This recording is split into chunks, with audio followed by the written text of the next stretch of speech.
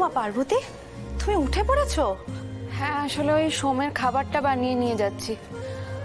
ওর যা শরীরের অবস্থা, তাতে ওর এখন ওষুধের থেকেও পথ্যর বেশি প্রয়োজন। হ্যাঁ ঠিকই কথা, কিন্তু পার্বতী কালকে তো তোমার উপর দিয়ে অনেক ঝড় গেল, একটু তো বিশ্রাম নিতে পারতে।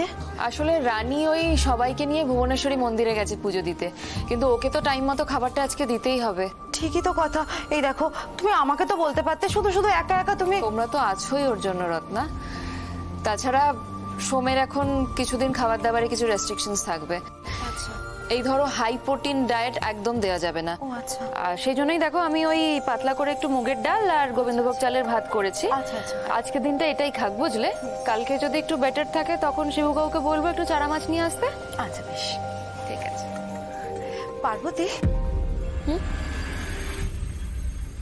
আসলে পার্বতী জানো তো, আমরা বোনেরা নিজেদের ভেতরে একটা ভুল ধারণা পুষে রেখেছিলাম। আমরা 4 বোনই ভাবতাম যে দাদা বোনির যা যত্ন আমরা করি সেরম যত্ন হয়তো আর কেউ করতে পারবে না। কিন্তু দেখো, সেই ভুল ধারণাটা কিন্তু ভেঙে গেল। আসলে কি বলো তো রত্না, সোম যেমন তোমাদের দাদামণি, সেরকম আমারও বন্ধু, সব থেকে কাছের বন্ধু। আর বন্ধুত্ব সম্পর্কটা একটা এমন সম্পর্ক যেটা আমাদের উপর কেউ চাপিয়ে দেয় না, আমরা নিজেরা বেছে নিই। তাই এই বন্ধুত্বের সম্পর্কটাকে তো আমি অস্বীকার করতে পারি না রত্না। ঠিক। খাবারটা দিয়ে আসি। যা।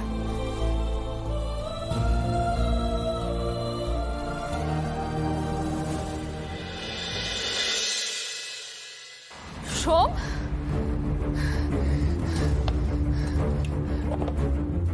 সোম, সোম কি হয়েছে? সোম, সোম চোখ খোলো। সোম কি হয়েছে?